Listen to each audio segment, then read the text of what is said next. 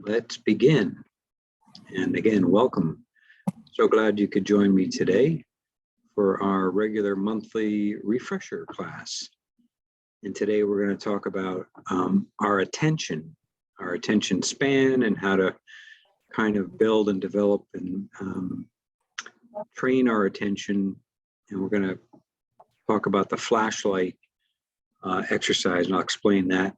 Also, I've got a couple of slides on that, but I will try to keep this a little shorter than usual so people can get to the town hall if you like. So again, thanks for joining me, and hopefully you can see my slides. I'm putting up my second slide. Anybody see that, or you just see the first slide?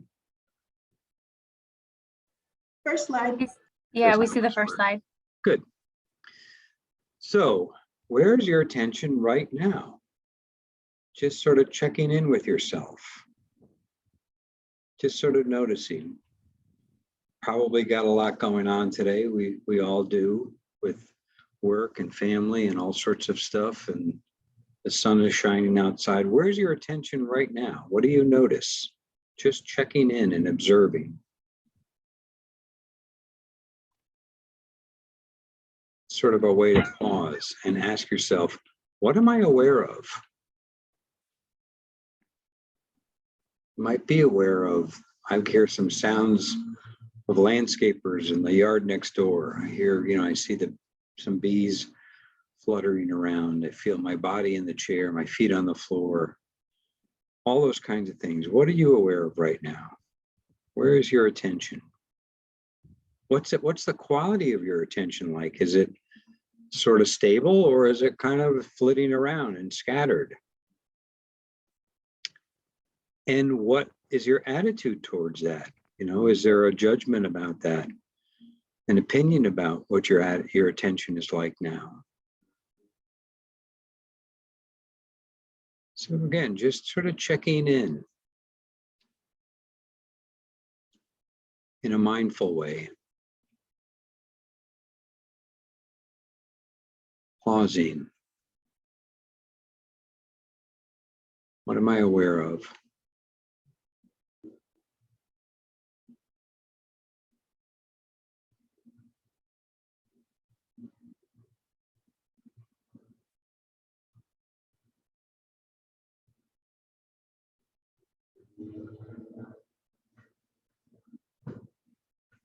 Okay, very good. Now, another part of what we can do as a practice or an exercise, just another brief one, and this is also from the book Peak Mind, which my class called Focus is based on. And it's really quite good. She talks about doing a lot of research with first responders and people in high stress occupations like first responders, healthcare, military, and how they can train their attention to really focus better. And what is the amount of time you should do that? And for many of you, I think you have a regular practice, so that's good. You have a great foundation. And what she found is that about 12 minutes a day seems to be the optimal time of training your attention. And I've heard that in other circles about our mindfulness practice. If you don't have any time whatsoever, it's still good to do a quick pause of a minute or two, right? But if you have time to sit and do a formal practice, 10, 12 minutes is a good sweet spot. If you could do more, great. In fact, I think her research also shows that the more you do, the better some of the benefits are of mindfulness practices and increasing your focus. But 12 is a good thing to shoot for. So one of the things she suggests in here, let's try this right now. Close your eyes and focus on your breath and count your breaths. So feel each breath and see how many breaths you can count up to until your attention wanders, until something pulls your attention. So let's do that right now, starting now.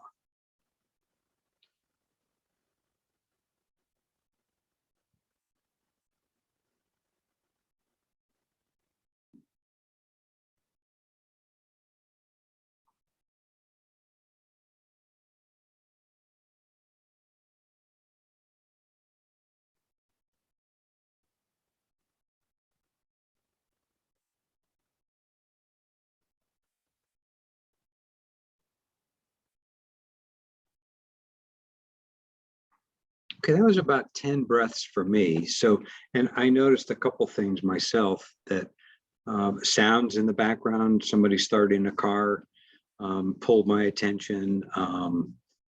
Different thoughts were popping up. I still was able to maintain some light focus on my breathing, but my awareness definitely was a little bit scattered. How about you? How did you do? Did you find yourself getting pulled? Was your attention hijacked by something really strong, or maybe just something kind of minor and sort of tugging a little bit at your attention? And Andy says, I usually have trouble getting to 2. And honestly, that's not that uncommon. Especially while we're at work, we've got a lot going on. There's a lot of open files, in a sense, on our mind. So here we go. Got some, I counted one many, many times. Good. Hijacked by the cat at 6. Yeah. I got my cat outside. Otherwise he'd be in my lap. 6 slow breaths, but had to fight to keep focus. Yeah. It's like a fight, right? You kind of have to really force yourself to stay on track. It's so easily to get distracted. And of course, that's what our mindfulness practice does. So this is such a great point. Andy also says, I do this frequently. Good. And it's a work in progress. And that's exactly what this is all about. It's a work in progress. So I think she makes the point in the book that if your attention gets hijacked and you find it flitting about quite a bit, I'll point out the reasons why, but that's just the way our attention system operates. So don't get down on yourself. Don't be hard on yourself if that's the case. And as we know, and I'll talk about this in a minute, there are certain things that affect that and really pull our attention very easily. So anyway, it's a good book if you're interested in that. But the class itself is, we're going to summarize some of the key concepts and so forth. But the book is quite good. She talks about the flashlight, the spotlight, and the juggling function, which all really come together nicely in a meditation practice. And I'll talk about that. Now, this next one, I'm not going to show this now, but I'll send these out later, just in the interests of time. I've done this in one of the earlier classes, the monkey business solution. And I'm not going to tell you what happens, but it's really a fun little YouTube to follow. It's only a couple of minutes. And it's just a good example of what happens when we really try to focus our attention. So, what the heck, let's do that now. Let's give this a try, right? Let me see. Let's see what happens if no, see, it doesn't go that way. I have to stop and share again. Let's try it this way. Everybody see that? The flashlight slide? I think Yes. that works. So now if I go back one. Here we go. Darn it, I forgot to do something else. So I see my attention is all over the place. Here we go.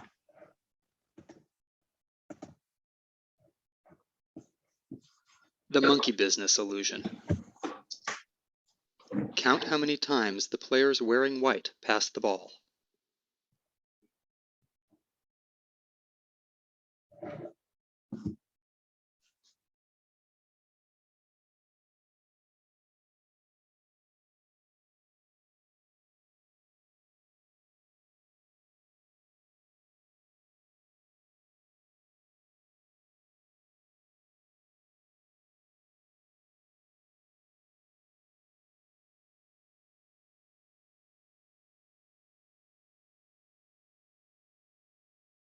The correct answer is 16 passes.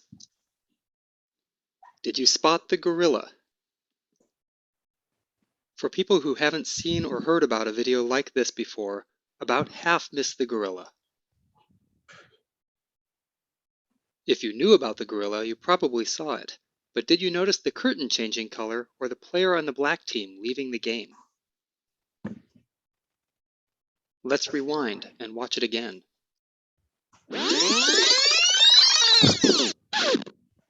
Here comes the gorilla, and there goes a player, and the curtain is changing from red to gold.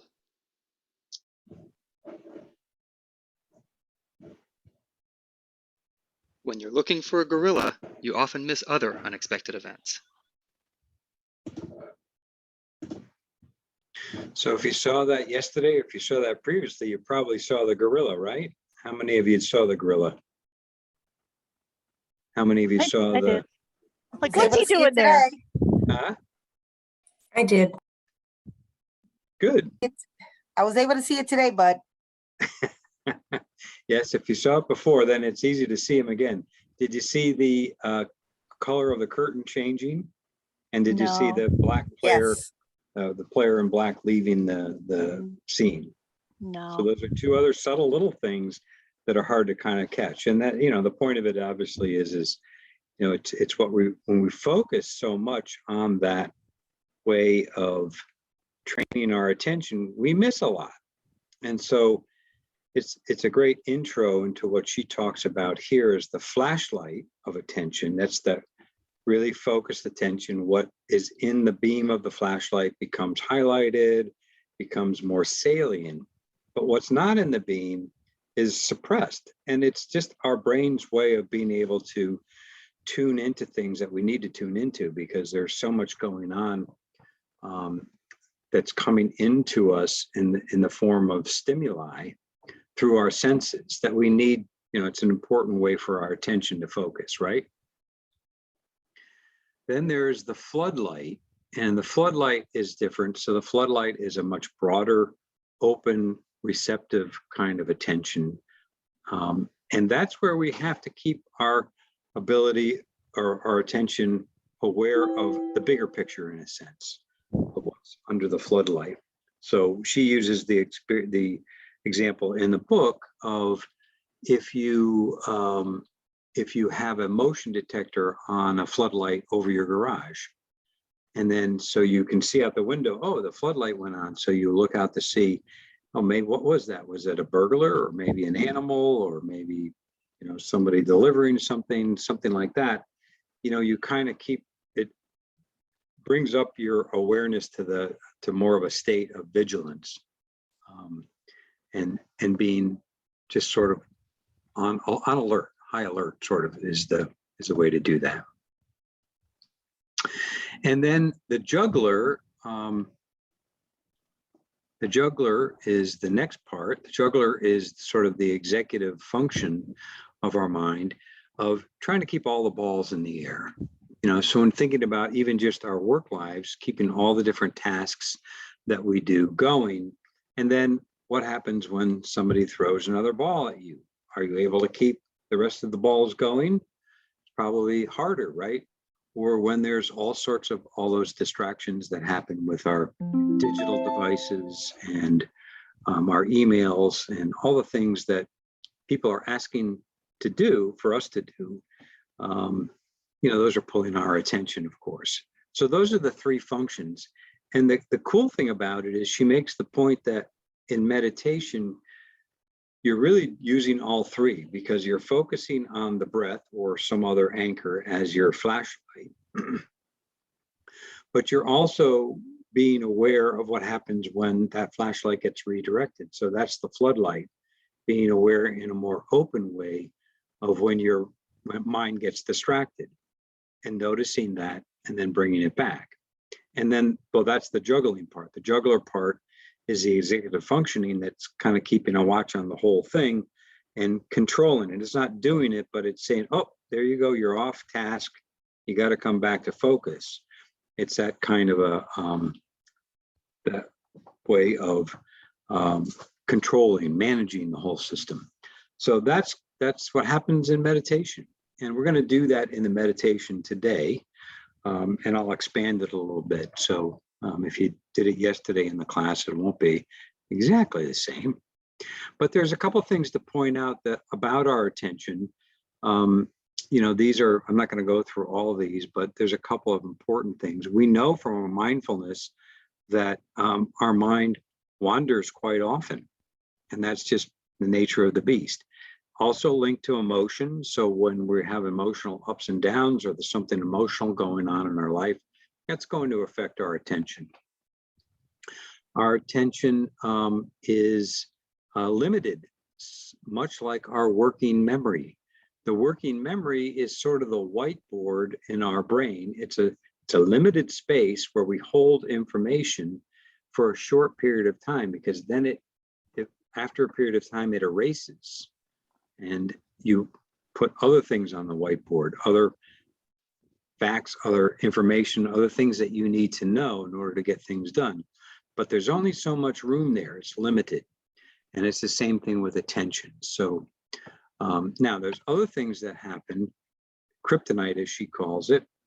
These things greatly affect our ability to maintain attention. So when we're under stress, we have a lot pulling at our attention, where our attention might be quite scattered because of various stressors in our lives, or when we're in a poor mood. You know, just think about a time when you're not in the greatest mood, or you're feeling a little bit anxious or sad or down or angry or whatever it might be. Poor mood is obviously going to affect our attention and kind of spin us into a negative cycle, a vicious cycle in a way. And then when we're under threat, or even just feeling like we could be under threat. And so, of course, all these things are things that we can relate to, things that we've been through for the past couple of years, things that are going on in our world. Also related to what she calls as VUCA, stands for volatility, uncertainty, complexity, and ambiguity. Now, these are the things that she studies with the people in high stress occupations: military, first responders, organizational leaders, healthcare, certain occupations in healthcare. Think of, the emergency department, or intensive care, or psychiatric care, so those kinds of things, And so what she found was these are all forces that erode our attention. But the problem is, of course, we've all been feeling this way. So that middle quote there, if you've been feeling overwhelmed or unfocused, if you've struggled with staying on task, or been blindsided by emotion during this time, meaning the current times that we're in, we all have. But this is precisely what our research regarding the human brain's attention system would predict. In other words, all those forces are really having an impact on our attention system, and they're making it harder to keep attention. But the key thing is that it's trainable, and that's really, kind of the point. She recommends a 4-week training class, which I'm kind of doing in the 4-week class that I'm calling Focus, and this is sort of the first week of that. So before I go to the next, which is doing the practice itself, any questions, any comments? Does this kind of make sense to folks? What do you think?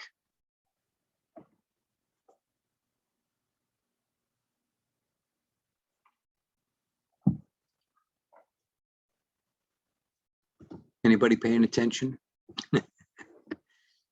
I know you're there, you're listening. I know that. Bud, sorry, this is Andy. The VUCA points seem to really mirror what we learn in the incident command management system health Okay. trainings. That just kind of ring a bell for me. Interesting. Okay. So you in the training, they point those kinds of things out as being things that could be distracting? Well, when we do the training for emergencies within the hospitals, and they talk about the incident command management systems, they talk about the reason those systems exist is so that you can minimize volatility, uncertainty, complexity, and ambiguity. Gotcha. Ambiguity. They use those terms. So Right. So you have a structure in place, a system in place to Right. keep your attention focused, kind of what your organizational attention. Correct. Interesting. Yeah. Cool. All right. Anyone else? Making sense at all? Hopefully. All right. Well, let's do the practice. So what I'm going to do, if you were in the class yesterday, It'll be similar to that. It'll be starting with the flashlight of attention, but we're going to shift focus about halfway through and open up our awareness to use the floodlight. And you'll see how that works. And in doing so, this reminds me of a meditation actually from 10% Happier, if I know some of you might use that app. There's a meditation called, I think it's the patterns of our experience. And this is where we begin to notice other things that come up in our awareness. Patterns, sometimes they're subtle patterns of awareness, conditioned patterns, things that we get triggered by. And sometimes we don't even notice them at all. And that's what our mindfulness practice really helps us with. It helps us kind of notice those when we are paying attention internally. And so we'll do that in the second part of the practice. So before I actually start, let me just, as an intro, talk about and I love this analogy, I've heard it before. Think of this as we train our attention like training a puppy. Wandering around is just what puppies do. And there's no need to be harsh or mean to the puppy when the puppy's wandering around, but it takes a little bit of training. It takes some consistency and clear instructions, and you have to do it over and over again. It's the same way with training our attention. And that's why she says the 12 minutes a day, although she does recommend even 3 minutes minimum is a good starting point, but 12 minutes a day, if you can, is a good optimal time to shoot for. So we adopt a similar supportive yet firm attitude as we engage in the workout of training our attention. So, and this is important. So reframe mind wandering itself. It's not a failure or an error, but rather a cue to begin again and reorient back to the target object. The more often you gently guide your attention back, the more easily it will follow, just as your puppy will learn to do. So you'll see how that plays out in a meditation. So let's begin. This is called Find Your Flashlight. So as we get ready, we sit in a position that we're comfortable with, we're familiar with. So finding that position. Couple of suggestions may include being upright, stable, and alert in your posture,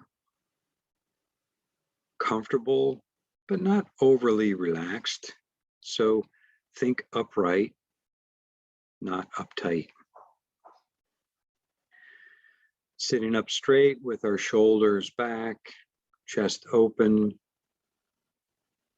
in a posture that feels natural and embodies a sense of dignified presence. Let your hands rest on the armrest or on your lap or wherever it's comfortable for you. You may close your eyes, or if you'd prefer, you can simply lower your eyelids to have a soft gaze down in front of you.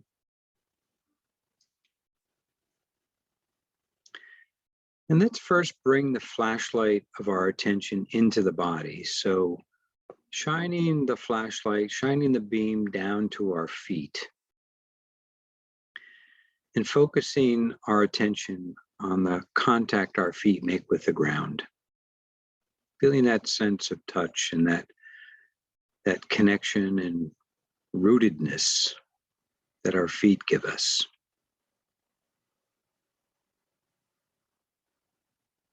Then moving the flashlight up into the torso, the lower part of the torso, noticing how the chair supports you where you're sitting. Feeling that sense of contact there. Also feeling the arms and the hands resting. Shining the flashlight up into the upper part of the torso, the shoulders, then the neck and the lower part of the face, just letting this whole area be relaxed, soften.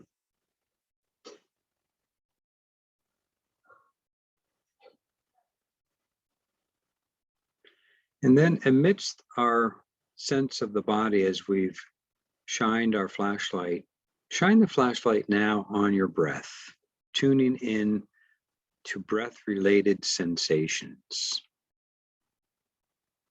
And as you do that, just noticing where you first really feel the breath most directly. Maybe at the nose, or the windpipe, or the chest and lungs, or the belly. Notice where you really feel the sensations of your breathing most directly. And choose this one area to focus on for this first part of the exercise. Keeping the beam of your flashlight, your attentional focus here. And like a flashlight with a strong, bright beam, just focus on that, the actual sensation.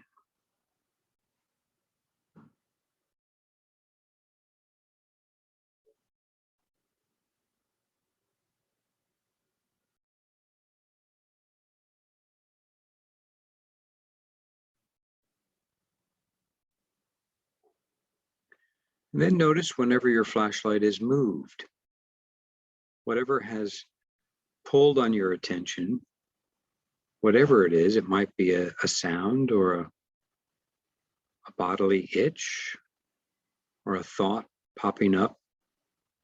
Whenever that happens, your flashlight has been redirected. Just simply move it back to the target, that original place of the breath sensation.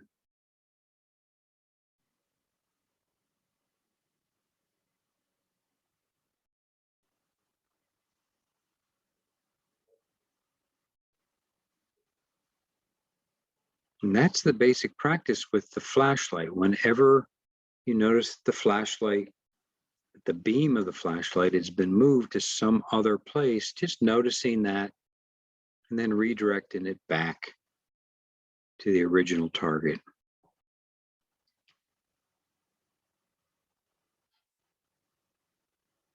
Now, for the second part of the exercise, we're going to open up the flashlight to a floodlight.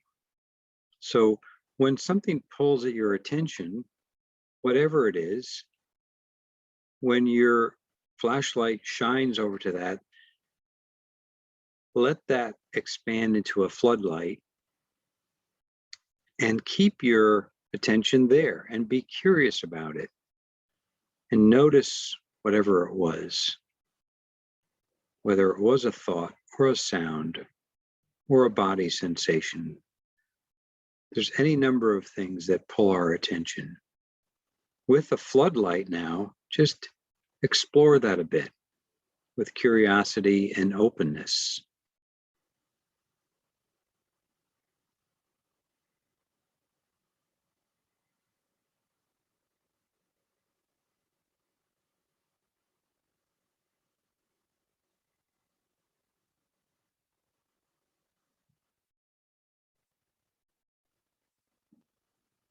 And there may be any number of random things that tug at your attention, things that are sort of inconsequential, but there also may be those patterns, those thought patterns, those emotional patterns that we begin to detect.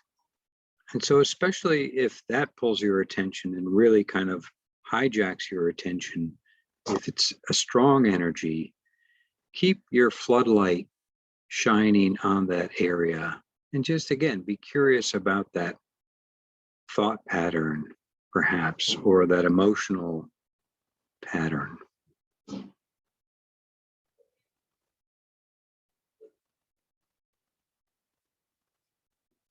Paying attention to it and being curious and exploring it a little bit. Where does it come from? What's your attitude about it? What's the story you're telling yourself about it? Gaining some insight. And again, I'll be quiet for a moment or so to let you explore that.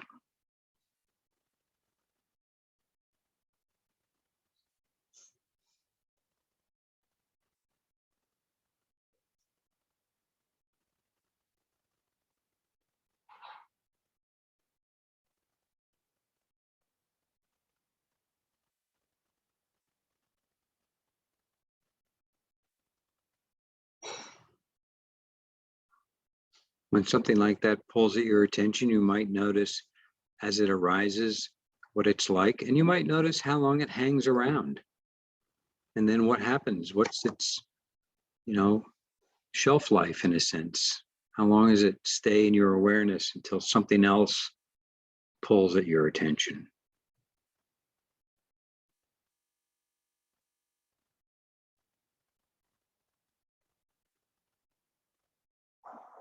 And especially if you notice any judgments about it, any opinions or attitudes you might have about these things, just notice those as well. That's part of our practice, being aware of those opinions that we have, those evaluations we have.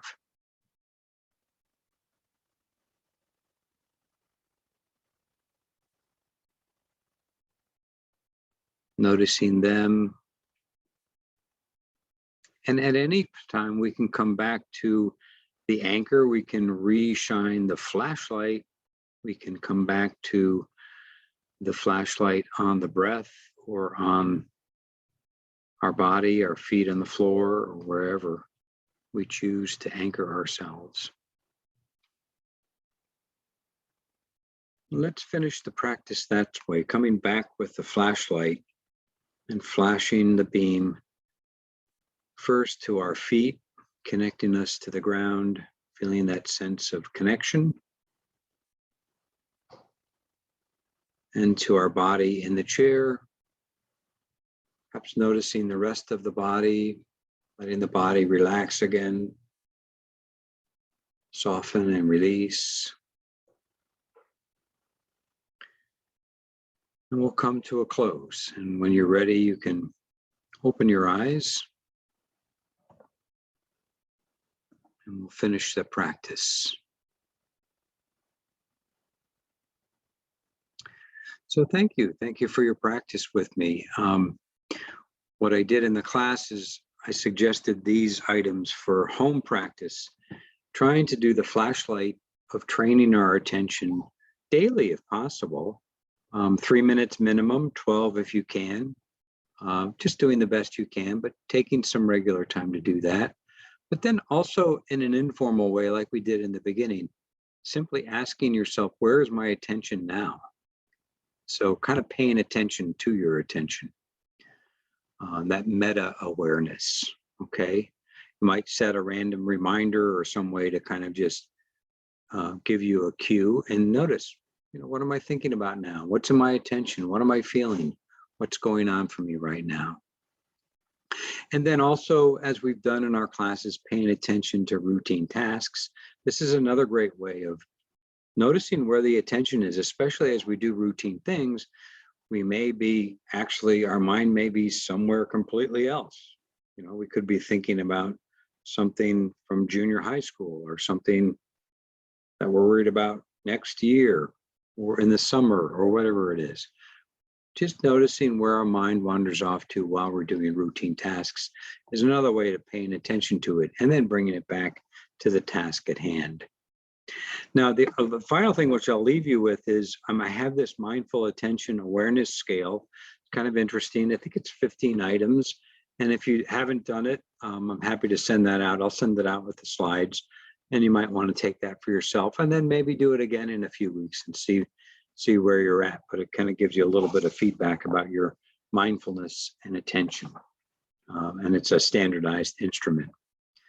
So with that, I'm going to let you go. We're a little bit over the 1 o'clock time, but if you wanted to get to the town hall, I want you to be able to do that and listen to most of that.